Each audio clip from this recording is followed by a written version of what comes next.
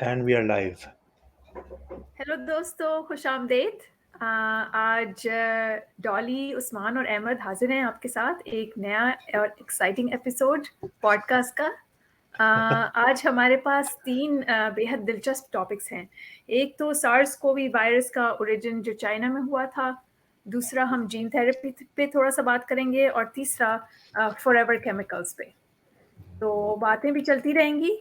आप बताइए अहमद, आपका हफ्ता कैसा गुजरा? हाँ, हफ्ता तो बहुत बिजी था। आजकल थोड़ा सा बिजी हो गया काम, लेकिन थैंक यू, अच्छा गुजरा। और उस्मान, आपका कैसा हफ्ता गुजरा? हाँ यार, मेरा भी काफी बिजी था। ये तो पता ही नहीं चला किस तरह हफ्ता गुजर गया है। और दो तीन कॉन्फ्रेंसेस भी थी यहाँ पे अटेंड करने के लिए, उस पर काम कर रहे थे।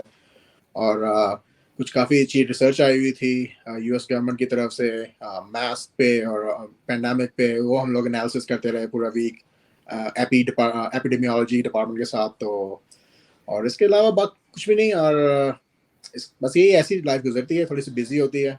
और बड़ी लाइवली डिस्कशंस हुई होंगी वो तो हाँ, कोविड के। उसमें उसमें तो फिर जारी बात है, हर लोगों के ना अपने कंसेप्ट्स भी होते हैं, अपने व्यूज भी होते हैं जो क्लाउड कर देते हैं कई दफा जजमेंट को। और हम लोगों का कोई बायसेस भी होते हैं, ठीक है। तो लेकिन जब उसको साइड पे रख के जब हम साइंटिफिक एनालिसिस कर रहे होते हैं तो कंक्लूजन थोड़ा डिफरेंट निकलता है, फिर लोग थोड़े हैरान भी होते हैं। हाँ, तो अक्सर लोग ऑब्जेक्टिव चीजें करते हैं तो उनको कुछ और नजर आता है जब अपना वो बायसेस और पुराने प्री कंसीव नोशन साइड पे रख देते हैं। हाँ तो हाँ, बिल्कुल। उस्मान, कॉन्फ्रेंस तो चलती रहेगी, खाना कैसा था? खाना बकवास किस्म का था। वो ना बरीटो शरीटो ओहो। रखे होते हैं ना, वो मुझे है ना बरीटो बनाना था सारी उम्र, ठीक है। मैं जो हाँ, बरीटो की फिलिंग होती है, मैं वही और सॉसेस वगैरह लेके मैं बैठ जाता हूँ बस, ठीक है। वो बरीटो के क्या बनाया है, तो वो उन्होंने रखा हुआ था। तो लेकिन अभी यहाँ पे ना यू कार समिट हो रहा है, कार्डियक रिवाइटलाइजेशन समिट, पता नहीं समथिंग करके है, तो उसमें थोड़ा खाना अच्छा होता है। अच्छा। वैसे एक वो मैं 7 जाऊँ। लेयर किस्म की कोई मैक्सिकन सैलेड होती है, कोई 7 लेयर जिसमें 7 एवोकाडो, लेयर चीज, हाँ उसको 7 लेयर ही टाइप कहते हैं। वो वैसे मजे की होती है, या हो सकता मुझे है वो कोई जो है ना, अमेरिकन नेम वो हो। यहाँ पे यूएस में मिलती है चलूला आंटी जो होती है ना, उसकी हॉट सॉस। वो अच्छा। चलूला की हॉट सॉस बड़ी मस्त रहती है, वो किसी के ऊपर भी डाल लो, वो बेस्ट होती है। वो यहाँ पे रखी नहीं हुई थी उन्होंने, सिंपल सालसा, पता नहीं वो जो है वो वर्डे और क्या होता है, वो सालसा वर्डे और उस तरह की चीजें, वो ग्रीन सालसा, वो चीजें रखी हुई हैं। और बचपन आप उस्मान में साहब सुनो। मेरे वैसे फुल टाइम केचप ऐसा स्टूडेंट होता वाले था, मोड में है। हाँ, केचप के साथ खा मैं लो कह रहा हूँ वो। उस्मान साहब स्टूडेंट के मोड में, स्टूडेंट के जमाने में तो हम डबल रोटी और साथ हॉट सॉस वो भी खाए हुए हैं हमने, अचार ये वाले जरा सैंडविचेस भी खाए ऊपर हैं। के लेवल के स्टूडेंट है, इनकी एक्सपेक्टेशन थोड़ी ज्यादा है मुझे लगता है।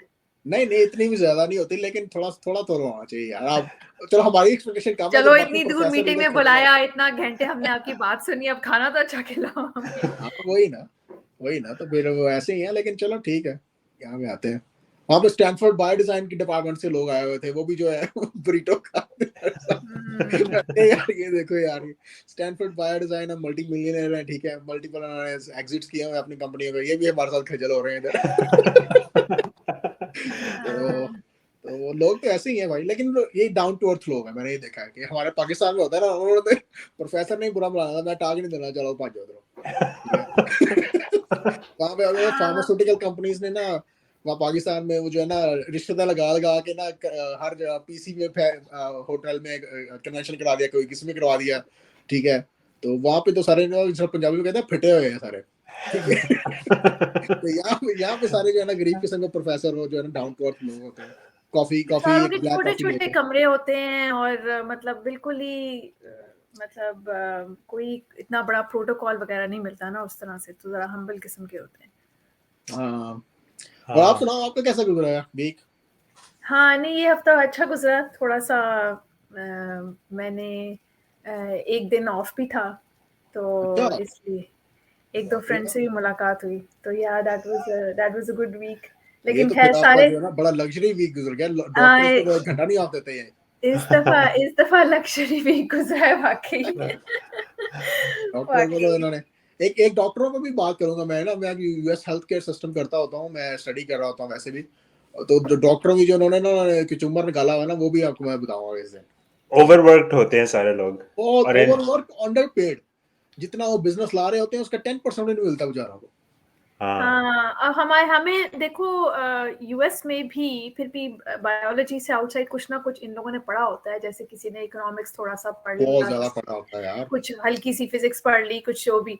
तो हमने तो एक डगर पे हम होते हैं ना, लेकिन हाँ, मेडिकल कॉलेज में हमें बिजनेस फाइनेंस वगैरह के एज सच कोई फॉर्मल कोर्स तो बिल्कुल नहीं होता, कोई एक आध क्लास वो भी बाय होती डिजाइन ही है। वो अगर कोर्स आ गया हाँ। तो आप मेडिकल कॉलेज से भी आप संन्यास ले लेंगे, वो दफा के वैसे ही। वो फिर कई डॉक्टर्स का आप 10 साल या 15 या 20 साल बाद उनको इंटरव्यू कर वो रियलाइज करते हैं कि वो कितने सालों से बस लोन ही दे रहे हैं, और कितना उन्होंने अपनी प्राइम जो है लाइफ का कर लिया है। तो फिर उनको कहीं को ख्याल आता है कि हम ये कर सकते थे या वो कर सकते थे, और बाय दैट टाइम आपकी जवानी गुजर चुकी होती है बात जवानी टाइम। गुजर चुकी होती है। जवानी तो वैसे ही गुजर जाती है, लेकिन जो है ना बाद में बुढ़ापे में भी लोग फ्रस्ट्रेटेड रहते हैं, मैंने देखा है।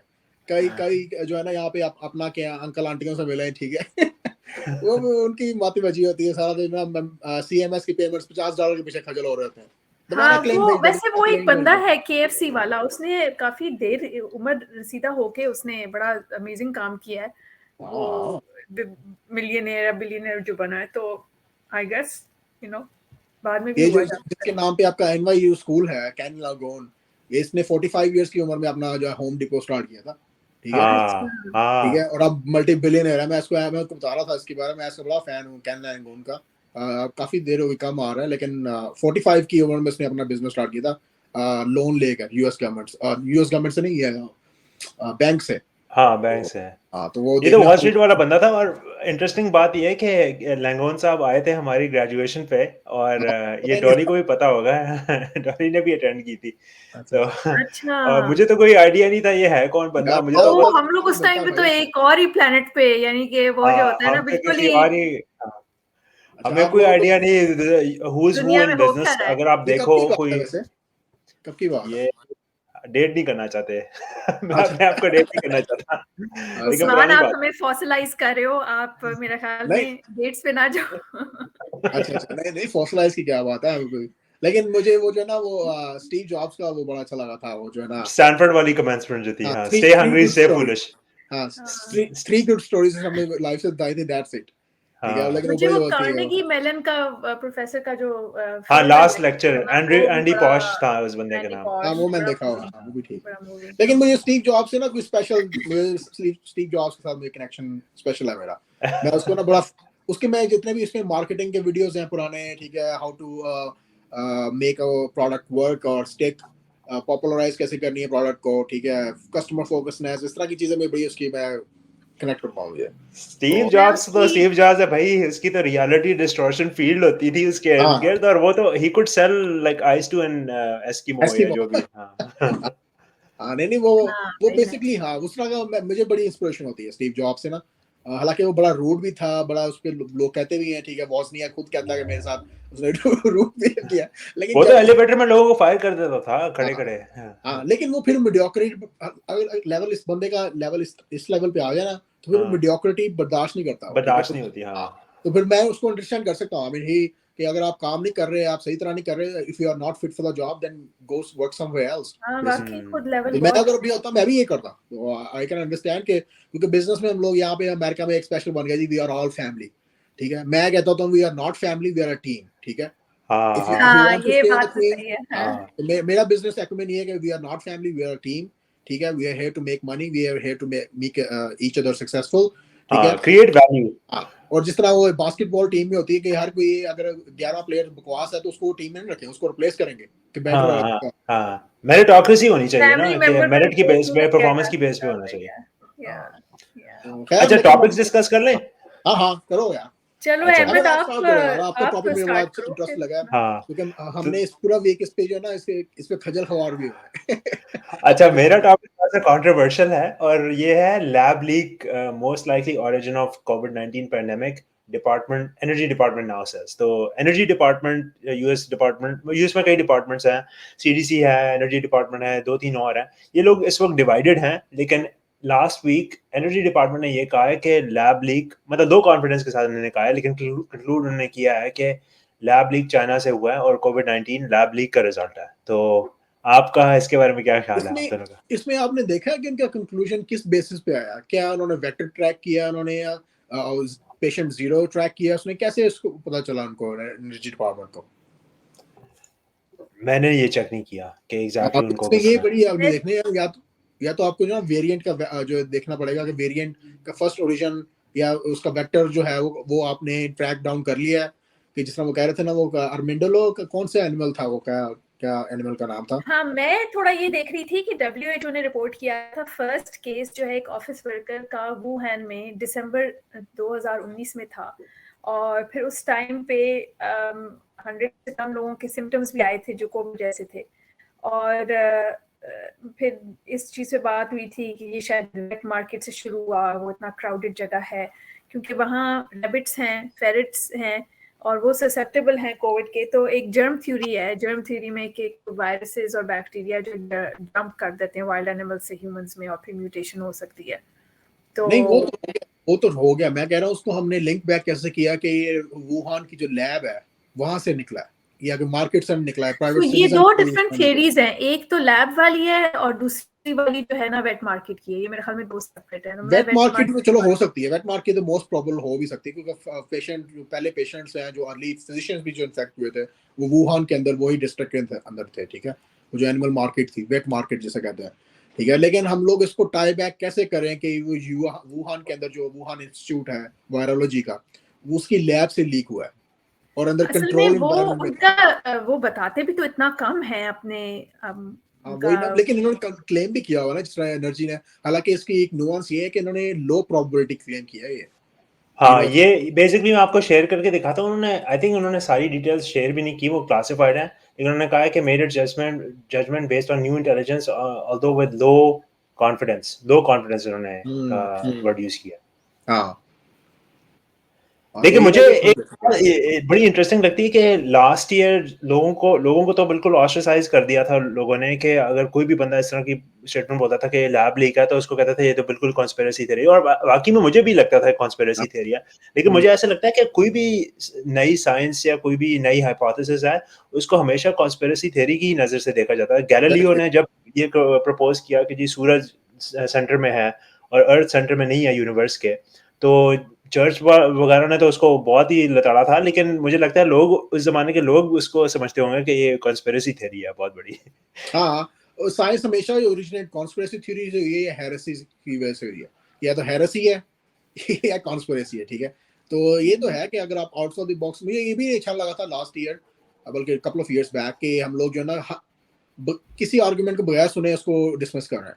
हाँ, तो जो हमारे मेन पास स्ट्रीम से हट के होगी उसको बिल्कुल लताड़ के बिल्कुल ही रद्द कर दो, कह दो कि तुम तो बिल्कुल ही अलग हो। हाँ, तो ये हमने भी अभी जो हम अपने डिपार्टमेंट के अंदर भी डिस्कशन की, साइंस कम्युनिकेशंस, क्योंकि डिफरेंट स्टेक होल्डर्स जो है ना different kind of observation information को रिस्पॉन्ड करते हैं, किस तरह हम उनसे कम्युनिकेट करते हैं। अब एक पेशेंट है, उसको मैं वो नहीं बताऊंगा जो मैं उसके डॉक्टर को बता रहा हूँ, या उसके पॉलिसी मेकर्स को या स्टेट लॉ मेकर्स को बता रहा हूँ, वो टोटली डिफरेंट स्टेक होल्डर्स हैं। तो ये बड़ी एक चीज़ है कि हमें जो है ना, साइंस ने अच्छी जॉब नहीं की कम्युनिकेशन करने की। और जिस तरह की हमने डबल मैसेजेस दिए हैं, मैं आज भी आपको जो मेरी प्रेजेंटेशन है उसमें भी मैं जो ओहायो की सिचुएशन है उस पर डिस्कस करूंगा। उस पर भी मैंने भी अपने डिपार्टमेंट से भी बात की थी लोगों के साथ, कि कितना डबल मैसेजिंग और कितनी गलत मैसेजिंग दे रहे हैं just for the sake of being right. ठीक है, तो इसकी वजह से जो है ना, जितना बड़ा डैमेज हो जाता है ना आपका जो है वैरासिटी पे, आपकी जो स्टैंडिंग होती है एज ए इंस्टीट्यूशन, वो फिर रिकवर करना उसमें बड़ा मुश्किल होता है। ठीक है, फिर हाँ, आपको लेकिन लोग ये भी आप देखो ना कि इतना पैंडेमिक बड़ा, इतने मिलियंस ऑफ डेथ्स और डिसेबिलिटी, और कितना नुकसान लोगों का, आइसोलेशन, मतलब ये अगर हम ये बोलें कि it originated from something that could have been preventable, क्योंकि जो मुझे थोड़ा सा याद है, थोड़ा सा इसमें जो पढ़ा या उस टाइम पे देखा था, वो ये था कि उससे पहले वुहान इंस्टीट्यूट में एक रिसर्चर्स थे जो कोरोना वायरसेस टाइप के वायरसेस पे रिसर्च कर रहे थे, और उनका कुछ लिंक यूनाइटेड स्टेट्स के भी रिसर्च लोगों के साथ था।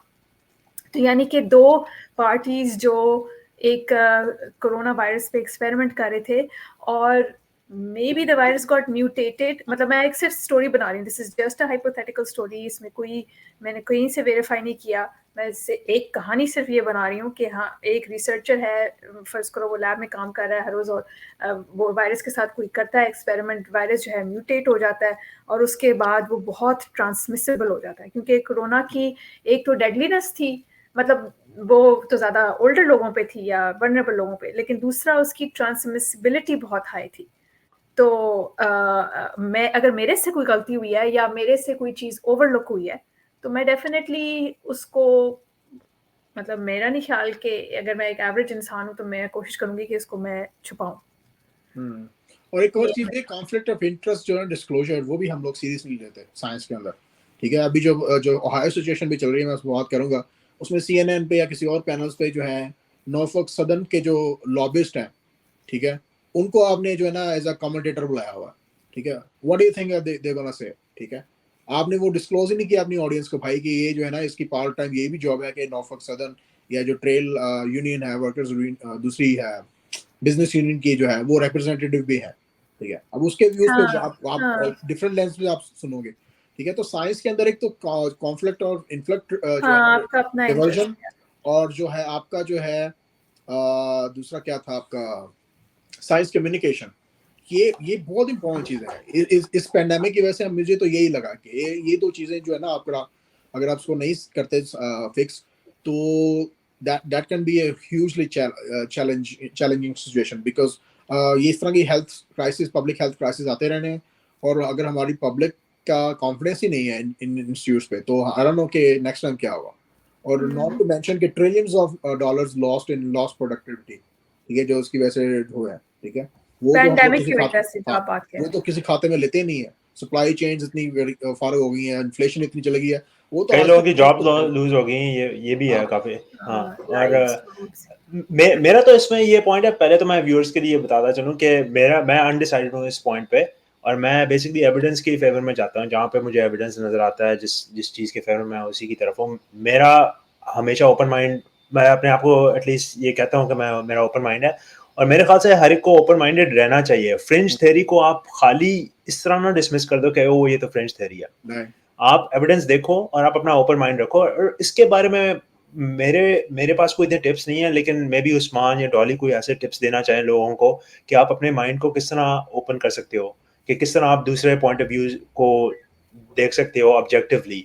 अगर आपके पास कोई टिप्स हो, मेरी जो सबसे बड़ी टिप शायद यही होगी कि आप एक ही, अगर आप अपनी फेसबुक या ट्विटर की स्ट्रीम में देखते रहो तो आप एक ही तरह के लोगों को फॉलो करोगे, तो उससे आपका माइंड शायद वन साइडेड हो जाए। आपको चाहिए कि डिफरेंट न्यूज सोर्सेज को एक्सप्लोर करो, राइट विंग भी, लेफ्ट विंग भी, लिबरल भी, कंजर्वेटिव भी, सारों को पढ़ो और फिर अपना माइंड डिसाइड करो।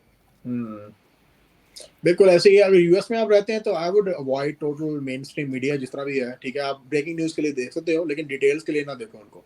मैं नहीं देखता डिटेल्स के लिए, मैं ब्रेकिंग देखता हूँ। अच्छा ड्रेलमेंट हो गई, अच्छा उसके अलावा जो है ना उसके जो है ना लोकल न्यूज़ चैनल्स होते हैं यहाँ पे जो ग्राउंड में जाके काम कर रहे होते हैं, ठीक है, जो इंटरव्यूज कर रहे होते हैं लोगों का, मैं वो देखता हूँ, ठीक है। जिस तरह हमारे यहाँ पे जिस स्टेट में मैं रहा और यहाँ पे लोकल चैनल्स हैं वो वहाँ पे लोग पूरी लाइव स्ट्रीम चल रही होती है 4-4 घंटे की, वहाँ पे लोगों को देख रहे होते हैं, वहाँ पे ऑन द ग्राउंड कवरेज कर रहे होते हैं, उसमें आपको ज़्यादा आपको पता चल रहा था। उनका भी एजेंडा होता है लेकिन वो ये बिल्कुल ही आपको एक साइड नहीं दिखा रहे होते, ठीक है। वो आप जब आप लाइव ऑन द ग्राउंड होते हैं तो कुछ भी हो सकता है, ठीक है। तो बाकी अपनी अपनी रिसर्च करें, और ये है कि आप इको चैम्बर्स में ना रहें, जिस तरह अहमद ने कहा कि इको चैम्बर्स में रहेंगे तो आप अगर सही भी हैं तो आप दूसरे जो है ना आप ब्लैक स्वॉन इवेंट्स को नहीं आप प्रेडिक्ट कर सकते, क्योंकि इको चैम्बर्स में भी बड़े ब्लैक स्वॉन इवेंट्स होते हैं। ब्लैक स्वॉन इवेंट्स अगर आप रेफरेंस है नसीम तालिब की बुक का कि जो अनफोर्सीन होते हैं, जिस तरह पेंडेमिक था, nobody saw it coming basically. Highly recommended book by the viewers के लिए, ब्लैक स्वान और नसीम निकोलस तालिब की। बाकी बुक्स भी आप पढ़ें। दो बातें मैं करूंगा और फिर मैं कंक्लूड करूंगा टॉपिक। चार्ली मंगर की 2 कोट्स हैं। एक तो वो कहता है कि द मोर आप एक्टिविस्ट ना बनो, the more you shout it out the more you pound it in. तो उसकी ये कोट है कि आप जूं आप मतलब अगर आप एक्टिविस्ट बन जाओ कोई पॉइंट ऑफ व्यू से, आप दूसरे लोगों को बता रहे हो, जितना आप ज़्यादा वो बताओगे आप अपने माइंड में उतनी ही वो फर्म करते रहोगे वो वाली बिलीफ। तो आपको थोड़ा सा हमेशा ओपन माइंडेड रहना चाहिए। और दूसरा वो ये कहता है कि you should be able to explain the other opponent's point of view better than that opponent. यानी अपोनेंट का जो भी पॉइंट ऑफ व्यू है आपको एटलीस्ट ना सिर्फ अंडरस्टैंड करना चाहिए, बल्कि आपको अपोनेंट से भी ज़्यादा अच्छी तरह से समझ आना चाहिए और एक्सप्लेन कर देना चाहिए। तो डॉली मैं अगर अहमद आपके की कंक्लूडिंग हाँ रिमार्क्स मैं हैं तो अहमद आप की बताएं। बात को ही आगे लेके कहूँगी कि जैसे शतरंज हम खेलते हैं तो उसमें आपने अपना भी एक सोचना होता है कि भाई मैंने एक चाल चलनी है, लेकिन आपने ये भी देखना होता है कि अगले ने क्या चाल चलनी है, और अगर आपको अगले की चाल नहीं पता तो आप नहीं एक अच्छे खिलाड़ी नहीं हो सकते। तो एक ये बात बोलूँगी, दूसरी ये बोलूँगी कि कहीं पे भी कोई थ्योरी आए, चाहे चलो कॉन्स्पिरेसी हुई या कोई भी, अब फर्ज करो वो कोविड वैक्सीन के ऊपर बहुत सारे मेरे पाकिस्तान के कुछ जानने वालों ने कुछ ऐसा बोला था कि बिल गेट्स कोई वैक्सीन करा रहा है जिससे जो है वो इनफर्टिलिटी हो जाएगी।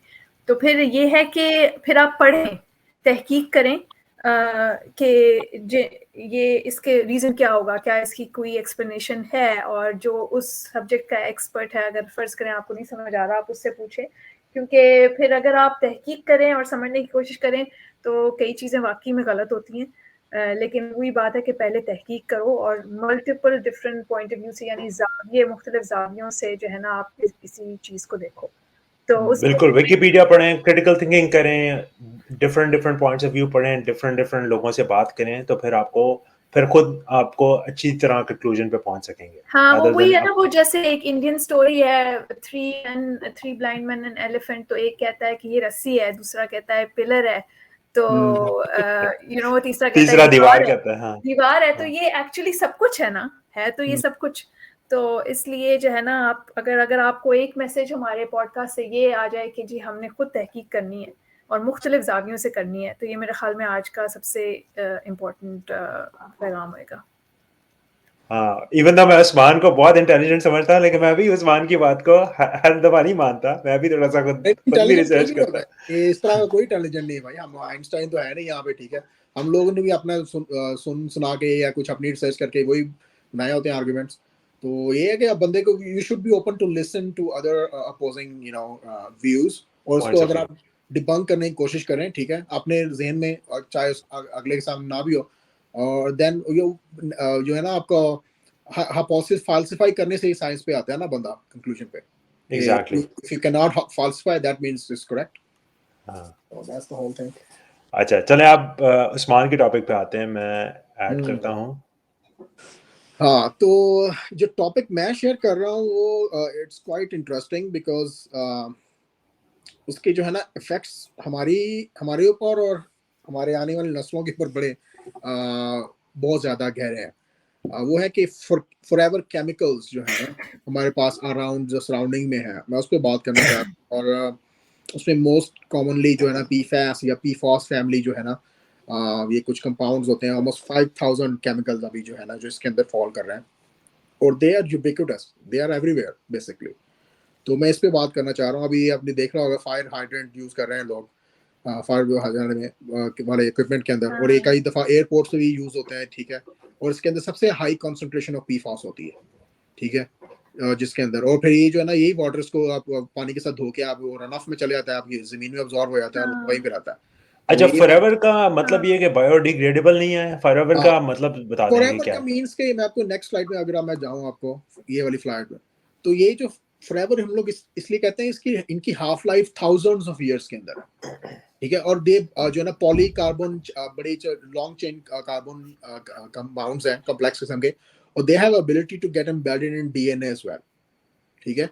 अब इमेजिन करो ये एक्चुअली जो कार्बन फ्लोरीन बॉन्ड है ना उस्मान, ये इतना कोई स्टेबल बॉन्ड है कार्बन फ्लोरीन, क्योंकि ये बेसिकली फ्लोरिनेटेड कंपाउंड्स हुए ना, वो जिस तरह एरोसोल के अंदर होता है, एरोसोल्स हम लोग फ्रेशनर जो हम लोग कई घरों में आते हैं तो आंटियां कर रही होती हैं फ्रेशनर लगा देती हैं, वो सारे टॉक्सिन हो रहे होते हैं हमारे। हाँ, नॉट जस्ट दैट, ये इवन जैसे कारपेट में शायद आपने मेंशन किया है, अम्ब्रेला में, फूड पैकेजेस में, पिज्जा के पैकेज में हो गया ये। अब ये तो देखो ना हमारे साइड पे पानी जो में मैं अभी लगाया हुआ है, पीफॉस किसके अंदर है, ठीक है, आपका नॉन स्टिक कुकवेयर के अंदर है, जो नॉन स्टिक आप पैन्स यूज करते हैं, ठीक है, मेकअप जो यूज करती हैं खवातीन, ठीक है, हमारी उसके अंदर पीफॉस डाला हुआ है, अपने लिप ग्लॉस लगा रही होती हैं, ठीक है। उस्मान आप तो मेकअप के बिल्कुल मुखालिफ हो गए हैं, मेकअप के दुश्मन। नहीं, वो लड़कियां बड़ा होता है ना शौक के, हमें मेकअप करके सुर्खी पाउडर लगा के, तो सुर्खी पाउडर के अंदर जो ना पीफॉस जोड़ के ना लगाया हुआ। अभी आपके खिलाफ टिकटॉक पे बन जाएंगी वीडियोस के, ये जी एक आ रहे हैं कॉन्स्पिरेसी थियरिस्ट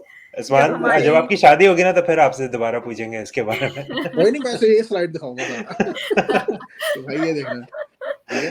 और उसके बाद जो है फोटोग्राफी का इक्विपमेंट है, इवन जो चार्जर्स हैं कुछ हमारे, यानी कि उसके अंदर है food, everywhere in food packaging. आप कोई भी देख ले फास्ट फूड पैकेजिंग, या आप कहीं जिसके अंदर भी सिल्वर का वो लगा होगा, स्किन अंदर से ना रही, जहाँ पे वो हीट ट्रैप करने वाली होगी, वो सारी है आपके। इवन जो आपके जो है ना यहाँ पे जो पेपर्स होते हैं हमारे, बुचर पेपर या दूसरे पेपर जो होते हैं, बटर पेपर जैसे कहते हैं, उसके अंदर भी लगा होता है, ठीक है। और कोई भी वाटर रेजिस्टेंट, स्टेन रेजिस्टेंट आपका जो शर्ट होगी या कपड़ा होगा उसके अंदर होगा, यानी कि आप ये ऑलमोस्ट इसको यूबिक्विटस में इसलिए कहता हूँ कि एवरीवेयर है, ठीक है। और ये दो मेन कंपनीज के जो है ना इसके कल्प्रेट्स हैं, 3M और डुपॉन्ट। इस पे मैं लेटर बात भी करूंगा कि क्यों ये इन्होंने इन पे बड़ी कंट्रोवर्सी भी यूएस में रही थी। हाँ, ये यूएस में मेरे ख्याल में 99% लोगों के ब्लड स्ट्रीम में तो ये पाया जाएगा। और ये आप में व्यूअर्स के लिए 99 बल्कि कम आप बता रहे हैं, मैं 99.9%। इवन जो है ना ये पोलर बेयर्स के फैट के अंदर भी पीफॉस पाया गया। हाँ बेचारे ना, उन्होंने कभी सुर्खी लगाई ना पाउडर लगाया, और ना सुर्खी पाउडर लगाया ना कुछ किया, सिर्फ वो फिश खाता है उधर, एक जो है ना स्लैब ऑफ जो है ना वो आइस के ऊपर रहता है बेचारा, उसके अंदर ही पहुंच गया पीफॉस। हाँ, हमारे पानी में बेसिकली ये पहुंचा है ना। तो आप ये देखो कि ये फ्राइंग पैन भी जो है, आप लोग इस पे भी रिसर्च करो लेने से पहले, क्योंकि इवन जो नॉन स्टिक कहते हैं कि this is less bad to the environment, उसमें भी फ्लोरिनेटेड कंपाउंड्स हैं। तो मैंने जो अपने लिए रखा हुआ नॉन स्टिक वो सिर्फ सिरेमिक बेस्ड है, मैं सिरेमिक बेस्ड नॉन स्टिक बिल्कुल सिरेमिक वाला लो आयरन का भी ले सकते हैं। तो ये जो है ये बहुत इंपॉर्टेंट है, क्योंकि दिस इज वन वे जिससे हमारी ब्लड स्ट्रीम में आता है। और शायद आप इसके ऊपर बात करें फिर कि कौन कौन से ऑर्गन्स में मेनली इफेक्ट करता है।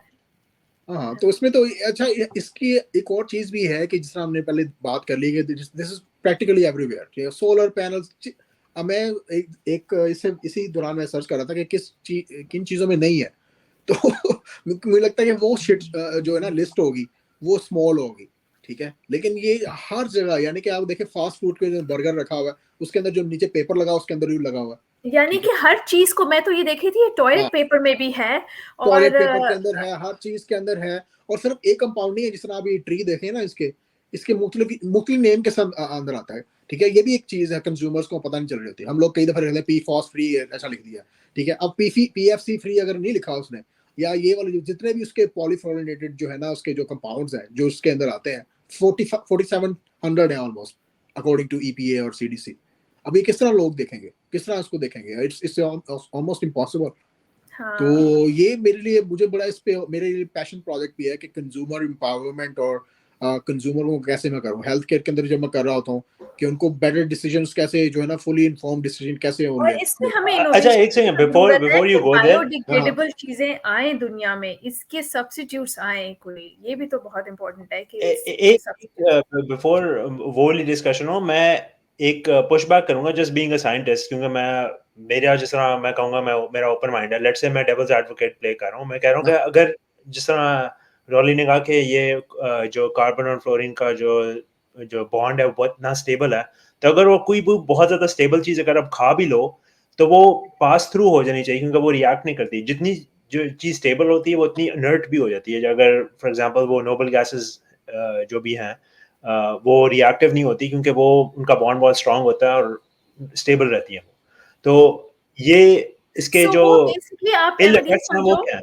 हाँ, वो ये समझो कि मैं एग्जैक्ट मैकेनिज्म तो शायद इस एपिसोड में नहीं बता सकूंगी, लेकिन ये हमारे सेल मेम्ब्रेन्स में जाके अंदर आ जाता है, it becomes a part of it. तो हमारे डिफरेंट जो बॉडी में डिफरेंट रिएक्शंस होते हैं, जैसे समझ लो कि हार्मोन्स हैं, वो एक रेगुलर कोई उसका एक सीक्वेंस ऑफ इवेंट्स चल रहा है। हमारा एक ग्लैंड होता है पिट्यूटरी ग्लैंड, फिर हमारा एक एड्रिनल ग्लैंड होता है, कोई और हमारे ग्लैंड होते हैं जो एक खास नेचुरल तरीके से हार्मोन सिक्रीट कर रहे हैं। तो उसमें जब डिफरेंट मॉलिक्यूल्स आ रहे हैं जो which are not really what should I say normal और फिजियोलॉजिकल, तो वो उस साइकिल को थोड़ा सा डिस्टर्ब करते हैं।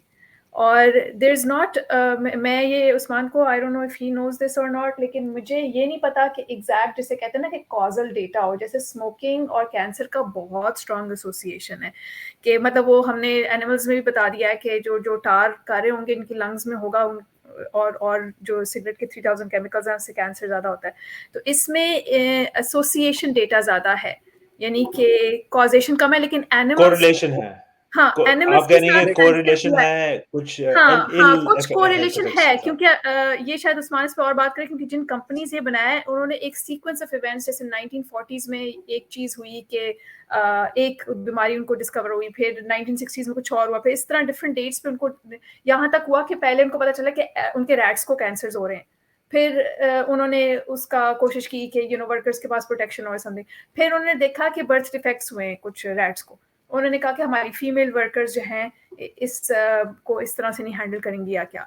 तो देयर इज सम सिमिलैरिटी कि जो ड्रग्स एनिमल्स में बैड इफेक्ट्स कर रहे होते हैं उनका कुछ ह्यूमंस भी होता है, लेकिन उसको एज एन एक्सपेरिमेंट डिजाइन करना is ethically also very difficult कि जी आपको मैं कहूँ कि तुम ये खाओ और फिर देखेंगे भाई तुम्हें ह्यूमंस पे तो एक्सपेरिमेंट करना थोड़ा सा डिफिकल्ट हो, लेकिन आप लॉन्गिट्यूडिनल टाइप की कोई स्टडी कर तो सकते हैं। उन्हीं डेटा से इन्होंने स्टैटिस्टिकल एनालिसिस किया हुआ है, जिसमें टेस्टिकुलर किडनी मैं उसकी बात करूंगा। हाँ, लिवर उसके कैंसर, बाद जिसमें शायद ये बात करे उस्मान थोड़ा सा है नहीं, थोड़ा इसमें सा। ये है कि इसका mechanism of action totally different है। जिस तरह आप अहमद आप विजुलाइज कर रहे हैं ना कि ये पास थ्रू हो जाए, ये इस तरह चले जाए। अगर आपकी क्योंकि चीज ये का तो आपकी एब्जॉर्ब हो डीएनए जाता है, एब्जॉर्प्शन की एसिमिलेट हो बात नहीं जाता है, है। एब्जॉर्प्शन की बात नहीं है, it's getting embedded in your DNA. हाँ और अगर आप डीएनए, पास थ्रू आपकी प्रोजेनी के अंदर पास थ्रू हो रहा है, ठीक है, हाँ ठीक ये है, तो और डीएनए है। You basically changing the genetic makeup, basically वहाँ पे जेनेटिक बॉन्ड स्टोर रहा है, ठीक है, उसके अंदर एम्बेड हो रहा है, ठीक है। तो इसकी वजह से इसको मैं टोटल डिफरेंट रखता हूँ। इसको आप कन्फ्लेट ना करें कि क्रोमियम आपने खा लिया चॉकलेट के अंदर, या किसी हाई एंड, या आप मरकरी खा लिया, किसी आपने डीप सी फिश आपने पकड़ी है तो उसके अंदर मरकरी कंटेंट ज्यादा था, उसके जो है वो पास थ्रू हो जाएगा, वो थोड़ी यानी कि वो उसकी टॉक्सिसिटी होगी, लेकिन वो कुछ अर्सा बाद वो कम हो जाएगा। This is fundamentally different thing कि मैं ये और बात कर रहा डीएनए तो आपको पता है, अगर म्यूटेशंस वहां हो तो कैंसर तो ओरिजिन वहीं से ही करता है ना, बेसिकली हूँ। हाँ, डीएनए प्रॉब्लम से। और इसके जो अभी आप डॉली बात कर रही थी, इसके जो है ना डॉक्यूमेंटेड प्रूफ 3M और डूपॉन्ट के इंटरनल स्टडीज के अंदर है कि ये जो ह्यूमंस के अंदर पॉजिटिव है डायरेक्टली कैंसर के अंदर, जो पीफॉस बनाने के अंदर जो उसकी लाइन के अंदर काम कर रहे थे वर्कर्स, वो सारे कैंसर से मरे हैं, और एक ही तरह कैंसर से मरे हैं। मैं इस तरह बता रहा हूँ, ठीक है। इस तरह ये है टेस्टिकुलर और किडनी कैंसर काफी कॉमन है, ठीक है, इनके अंदर, जिसके अंदर ये होता है क्योंकि एक्सक्रीशन जब कर रहा होता है वो डैमेज कर रहा होता है। प्रेगनेंसी के अंदर प्री क्लम्सिया, जो चाइल्ड बेयरिंग एज की वुमेन थी, सबके अंदर हाई ब्लड प्रेशर, सबके अंदर, यानी कि अच्छा, एक और मैं पुशबैक करूंगा, तो एफडीए सो रहा है? नहीं, एफडीए कराने ने इन्होंने कुछ एफडीए ने डॉक्यूमेंट्स अप्रूव कैसे छुपाई कर है दिया ये? बाकायदा, नहीं, ये मेरे ख्याल में। एफडीए ने बहुत किया है, लेकिन बहुत लेट कर दिया, टू लिटिल टू लेट। उसमें मैं एक बाद में एक मूवी भी इंक्लूड की है, वो बताऊंगा आपको। वो बड़ी रिसेंटली एक एक्शन हुआ है इनके खिलाफ। तो केमिकल तो क्योंकि 1940 से आ उस्मान रहा आई है। थिंक इन्होंने इतने साल डेटा छुपाया भी तो है अपना वही वर्कर्स ना, का। वही ना, तो अभी उनको स्लैप ऑन द हेड आपने, यानी कि $500 million का फाइन भी कर दिया, और nothing, that's the cost of doing business for them, हाँ, ठीक है। कितने लोगों तो की मैं ये कह रहा था, एफडीए थे छोले वनडे वनडे आया है वो या छोले वो छोले छोले बनने नहीं, में आ मुझे रहे हैं। लगता है एफडीए तो घोड़े बेच के सो रहा सी। नहीं, घोड़े बेच के, खोते बेच के, सारा कुछ होते हुए वो बेसिकली ये हम यूएस के अंदर ना एक पाइपलाइन होती है, रेगुलेशन टू इंडस्ट्री पाइपलाइन, जिसे मैं यानी कहता हूँ, कि ठीक है। Red tape at its highest level भी नहीं है। नहीं, at its finest? Red tape की बात नहीं है। ये एक तरह रिवॉल्विंग स्टोर है कि आपने रेगुलेशन आप जो कर रहे हैं जिस चीज की, यानी कि एफटीसी आप काम कर रहे हैं, उसके बाद आप बैंकिंग के लिए काम करना शुरू कर दें, जिसको आप रेगुलेट कर दें, उसी के अंदर आपको जॉब मिल रही है, ठीक है। अब एफडीए के जो काम करने वाले होते हैं, वो आप ख्याल में इन कंपनीज के अंदर नहीं काम करते हुए रिटायरमेंट के बाद, वो करते हैं। वो अगर वो उन पर ज्यादा हाथ जो भारी कर रहे हैं अपना, तो फिर जॉब ही नहीं देंगे कोई इनको, ठीक है। तो यूएस के अंदर ये भी एक चलता है ना यहाँ काफी, तो इसलिए जो है ना, ये देखें आप, इसके बेसिकली मैकेनिज्म ऑफ एक्शन है कि ये आपके इम्यूनो कॉम्प्रोमाइज करता है, आपके इम्यून सिस्टम को ब्रेक करता है, जिसकी वजह से कैंसर, मुख्तलिफ डिजीज होती हैं। और दूसरा ये है कि आपकी जो हार्मोनल पैथवेज हैं उनको डिस्टर्ब कर देता है, जिसकी वजह से इनफर्टिलिटी, एस्थमा, ठीक है, लो बर्थ वेट, और थायराइड डिजीज, और हर चीज, यानी कि जितने भी आपके जो ना हार्मोन प्रोड्यूसिंग ऑर्गन्स हैं उनको कॉम्प्रोमाइज कर देता है, ठीक है। तो ये दो मैकेनिज्म है। और बाकी देखें, सेल फोन से लेकर हमारे फार्मास्यूटिकल की पैकेजिंग है, ठीक, सोलर सेल्स है, पाइप, हर जगह के अंदर है, हर जगह के अंदर। इवन टू दिस डे इन्होंने काफी केमिकल कम किए हैं, लेकिन हर, अब जो आपका डूपॉन्ट और 3M की जो केमिकल डिवीजन होगी, वो नए केमिकल्स नहीं आ रही होगी आपके ख्याल में, जो अभी रेगुलेटरी स्क्रूटनी के अंदर आए नहीं है, जो पता ही नहीं है हमारे कि अभी वो उन्होंने बाईपास करके उनको बना लिए। तो this is a huge issue. और ये एक मूवी है जो जिसने मुझे बड़ा अफेक्ट किया था ना, काफी अर्सा पहले, 2019 में आई थी, लेकिन इससे पहले एक और 60 मिनट्स की डॉक्यूमेंट्री मैंने देखी थी, 2-3 साल पहले आई थी, वो बड़ी जबरदस्ती। और एक और डॉक्यूमेंट्री थी वो, मैं उसके अभी कई रिपोर्टर्स के पास नहीं है, ठीक है, यूएस में, और उसको मेजर भी नहीं किया जा रहा, ठीक है। तो ये काफ़ी इंपॉर्टेंट चीज़ है। इसमें ये होता है कि विनाइल क्लोराइड जो है ना, अगर वाटर के अंदर आ जाए वो डेंजरस होता है।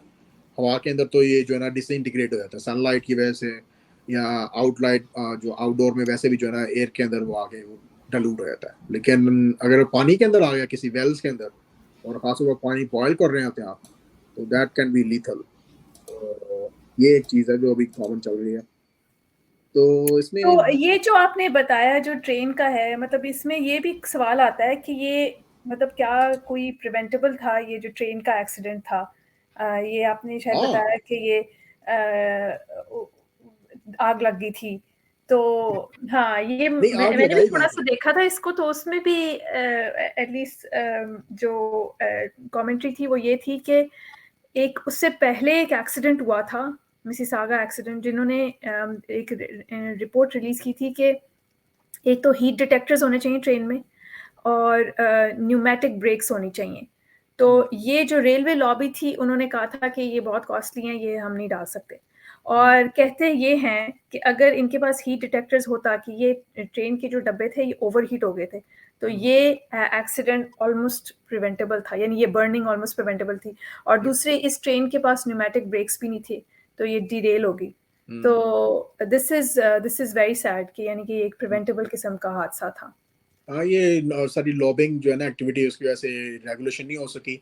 अभी भी जो है ना हैंड ब्रेक्स जो है ना, जो भी लोग कह रहे होते हैं, जो अब्राहम लिंकन के ज़माने की थी ना, वो ही लगी हुई हैं इन रेलगाड़ियों में, ठीक है। न्यूमेटिक ब्रेक्स होती हैं, ऑटोमेटिक ब्रेक होती है, और हर गाड़ी की अपनी ज़्यादा ब्रेक होती है। अगर दूसरी भी ब्रेक भी हो जाए तो आप तीसरी भी लगा सकते हैं। और उसके अंदर हीट सेंसर होते हैं, अगर अब आप ज़्यादा ओवर हीट होना शुरू हो जाए आपकी जो या पटरी की या आपके जो दूसरे सेंसर, वो फिर वो रेड ब्लिंक करना शुरू करते हैं, जिसकी वजह से थोड़ी देर ब्रेक ले लेते हैं। तो इसका भी आप 1.5 किलोमीटर पहले पिछली यानी कि पिछली जो 2 कार्स थी उसको आग लगी हुई थी, लेकिन क्योंकि ये 2 किलोमीटर लंबी कार की जो है ना ट्रेन, इसकी ट्रेन की लेंथ ही 2 किलोमीटर है अपनी, तो उसको तो पता है भाई पिछले बोगी में क्या हो रहा है, पिछली कार में क्या हो रहा है, ठीक है। तो जब तक वो सारा हुआ तो सारा यानी कि it was all over the town, sound सारा डिरेल हो गया। तो बहरहाल इसमें ये है कि हम लोग इसको मिनिमाइज कैसे कर सकते हैं एज ऑफ नाउ, ये ठीक है। हमने बात तो सारी कर ली इसके, तो इसका ये है कि आप एक्शन आइटम्स, हाँ एक्शनेबल जो आम लोगों के लिए बातें जो है ना, वो ये है कि आप तो non stick cook stick ware जो है ना, नॉन स्टिक जो कुक वेयर है उसको बड़ा सोच समझ के लेंगे, ठीक है। सारे ब्रांड्स, कुछ ब्रांड्स क्लियरली लेबल करते हैं PFAS या PFAS, कंपाउंड फैमिली फ्री, ठीक है। उस पर आप ट्रस्ट कर सकते हैं, वो बेस्ट ऑप्शन है।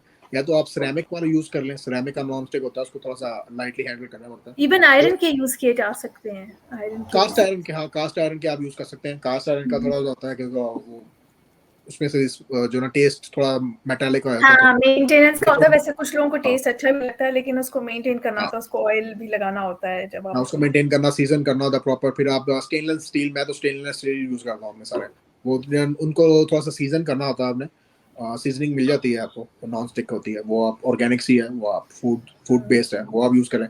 और जो आप टेक होम फूड होता है, पैकेजिंग फूड की जो होती है, उसमें आप मैक्सिमम अवॉइड करें, ठीक है। जो आपके कैंड फूड होते हैं, कैंड टूना, इस तरह की चीज़ें, वो सब के अंदर उन्होंने कोटिंग की होती है उसके जो प्रिजर्वेटिव के तौर पे, ठीक है, लॉन्ग लास्टिंग बनाने के लिए, ठीक है। आप यहाँ पे आप चिक फिले चले आए, वहाँ चिक फिले के जो अंदर आप रैपर होता है वो सिल्वर कलर का होता है, ठीक है, तो उसके अंदर भी लाजमी होगा ये वाला, ठीक है।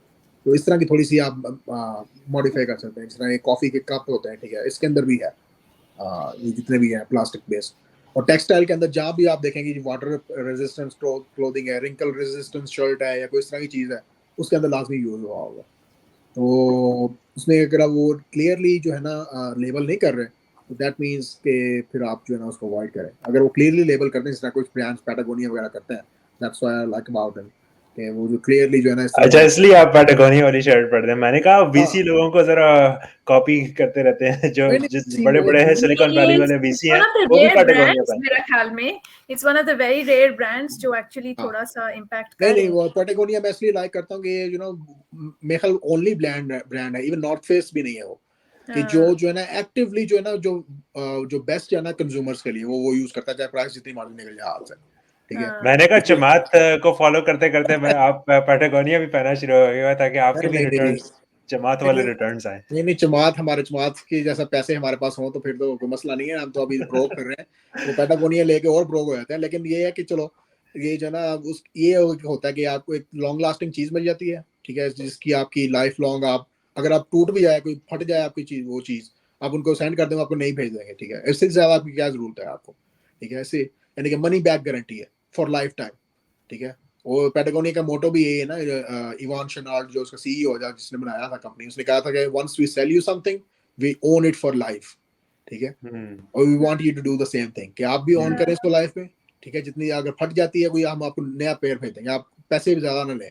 और एक वाहद कंपनी जो न्यू सेल्स को डिस्करेज करती है, इसके ऊपर कभी सेल नहीं लगी होगी, अगर आप जो है ना इस पे आप चले क्रिसमस सीजन में चले आए, कोई सेल नहीं होती इसकी वेबसाइट, कोई सेल नहीं। इतनी बड़ी बात है ना कि आप और ये ऐसी बात है कि मेरे ख्याल में शायद कोई भी ये चीज ना सोचता हो, लेकिन आप अगर 10 मिनट ये चीज सोचें कि आपके जो कपड़े हैं, आपकी जो सॉक्स हैं, आप जो भी चीजें आप पहनते हैं, उसका एंड में क्या होता है। मतलब आप इवन जो आप कह दो कि मैंने सैल्वेशन आर्मी को दे दिया, मैंने फलाने लूपस फाउंडेशन को दे दिया, मैंने इनके 80% से ज्यादा लैंडफिल्स और बर्निंग वेस्ट अफ्रीकन कोस्ट पे ये जाती हैं, यानी कि हम सबका एक प्रिंट है। तो ये इतनी बड़ी बात बोली है, मैं इसको रिपीट करूंगी, ये जो उस्मान ने बोला है कि आप लाइफ टाइम के लिए कोई चीज लें, कि मतलब अगर खराब होगी आप एक्सचेंज करा लें या इस तरह से, क्योंकि वरना हम लोग ये समझते हैं कि हमने बड़ी गुड डीड कर ली है।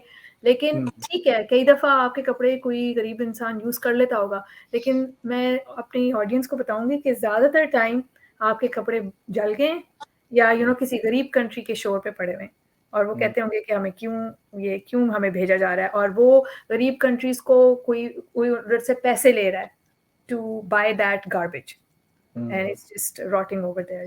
So हाँ, इसमें ये भी अच्छा लगता है ना, ये भी एक अच्छी चीज लगी कि आप इससे आपको ये भी होता है कि आप यू शुड ओन लेस, लेकिन आप जो भी आप ओन कर रहे हैं वो क्वालिटी हो आपकी, ठीक है, आपके पास चाहे 10 सूट हो, लेकिन 10 के 10 क्वालिटी हो, आप कहीं भी पहन के जा सकें, आप लोग ये ना कहें बकवास पहन के आ गया, क्या पहन के आ गया, ठीक है।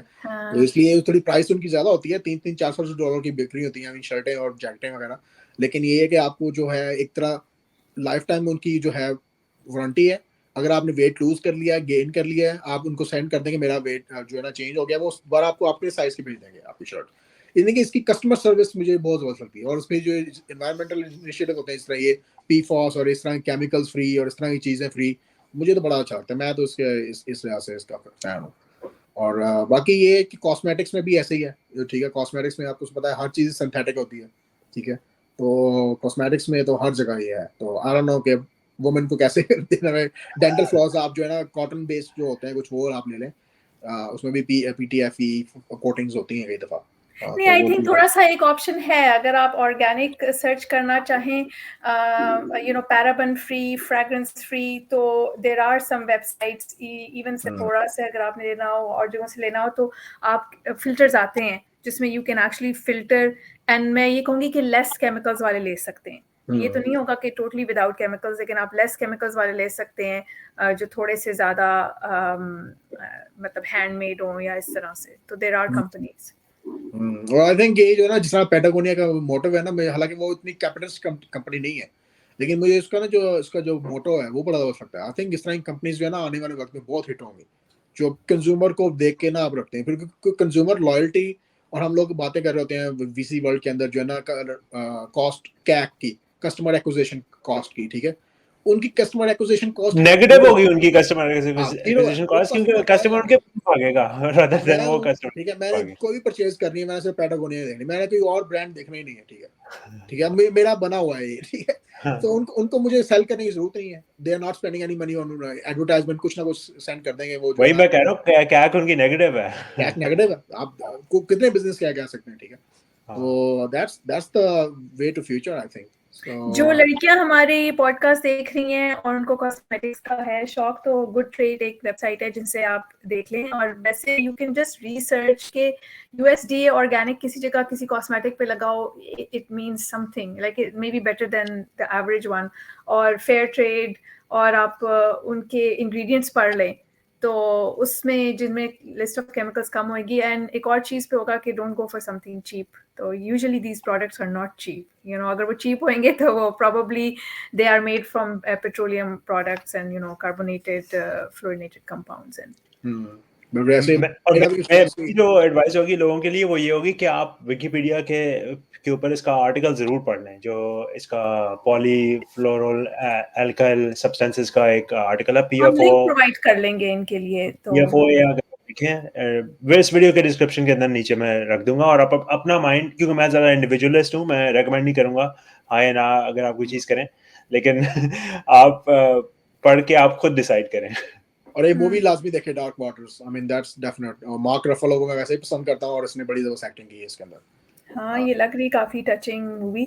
और वैसे मैं एक और चीज़ ऐड करूँगी कि एक और बड़ी दुख की बात यही है कि 1.7 मिलियन टन्स जो हैं टॉक्सिक केमिकल्स के रिलीज होते हैं दुनिया में. Every second 310 kilogram. अभी हमने पता नहीं कितने सेकंड्स की पॉडकास्ट की है, तो हर सेकंड में 310 केजी का जो टॉक्सिक केमिकल्स रिलीज हुए हैं. More than 10 million turns in a year, और उसमें से 2 मिलियन टन्स रिकग्नाइज कार्सिनोजन है.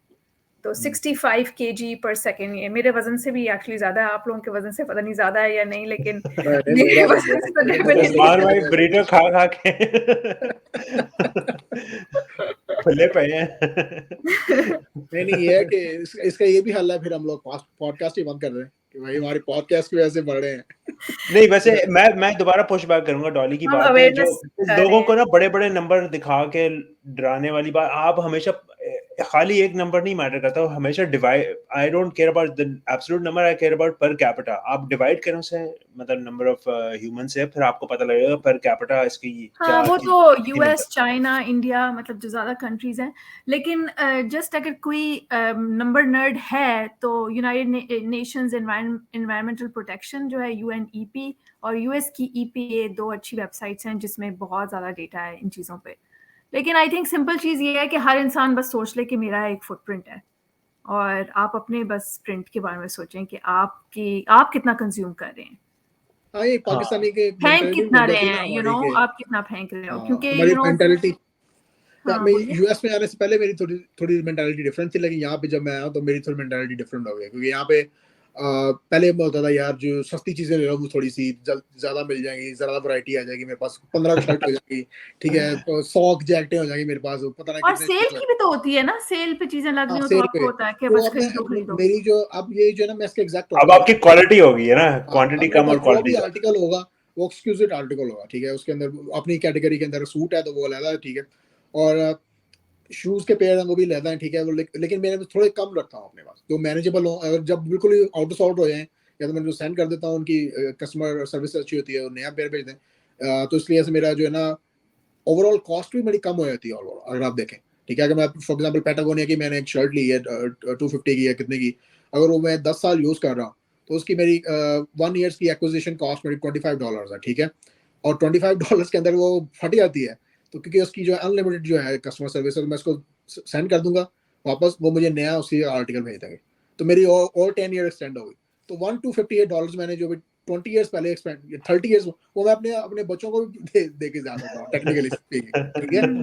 तो आई मीन इस तरह अगर आप सोचना शुरू करें तो फिर आपको लगता है कि यार ये तो बड़ी जबरदस्त चीज है यार, ये लोग क्यों नहीं लेते इस तरह के लोग. लेकिन ज्यादातर लोग इस तरह नहीं सोचते, मैंने ये देखा. आपने जिस तरह बात की, मेरी भी जो एवोल्यूशन हुई है यूएस में आने के बाद वो भी इसी तरह है. पहले जब मैं भी क्वांटिटी का था कि जी सस्ती चीज़ें लो, ज़्यादा सारी चीज़ें लो, लेकिन बाद में मैं इतना ज़्यादा मूव हुआ ना, अपार्टमेंट वगैरह आपको मूव करना हाँ पड़ता था बहुत ज़्यादा. जितना आपके पास ज़्यादा सामान हो उतना ज़्यादा क्लटर होता है. एक तो बिल्कुल ये बिल्कुल. एस्पेक्ट है कि आप अपना फुटप्रिंट कम रखें. दूसरा ये, मैं सिर्फ एथिकल एक बात करूँगा कि आपने कोई चीज़, जूता खरीदा है, तो लेट्स से कोई एनिमल को मारा है, बकरे को मारा है, उसकी स्किन निकाली है, एलिगेटर को मारा है, जो भी है, तो आप उसकी थोड़ी सी रिस्पेक्ट दें. मतलब some animal has sacrifice their his life या हिज और हर लाइफ जो है फॉर यू, तो आप थोड़ा सा उसको रिस्पेक्ट दें और उसको ज़्यादा चलाने, और अगर आप नहीं इस्तेमाल करें तो आप डोनेट कर दें चैरिटी में ताकि वो इस्तेमाल हो जाए. आई थिंक एक्सेसेस का जो है, और just to buy something just because जी डील अच्छी मिल रही है, एंड मतलब एक तरह से शो सिर्फ करना, I mean I think looking good is important, vanity भी इम्पोर्टेंट है, उसकी अपनी एक पर्सपेक्टिव है, लेकिन हम लोग सिरकी पाउडर कहीं ना कहीं घुमा फिरा के सिरकी पाउडर में आ जाती है नहीं, बात। लेकिन मैं फिर भी ये कहूंगी कि हम लोग सही इस पॉइंट पे आ गए हैं दुनिया में कि अब हमारे सबकी ब्लड स्ट्रीम्स में इतने केमिकल्स आ चुके हैं कि हमें सबको अगर कोई भी और रीजन नहीं है हमारे पास, ना हमें कोई परवाह है किसी एनिमल की, ना हमें किसी क्लटर की परवाह है, ना हमें एनवायरनमेंट की परवाह है, हमें सिर्फ अगर अपनी परवाह है ना, तो उसमें भी हमें ख्याल रखना चाहिए। Consider the environment before buying, that's what I am going to say, my message, consider the environment before buying.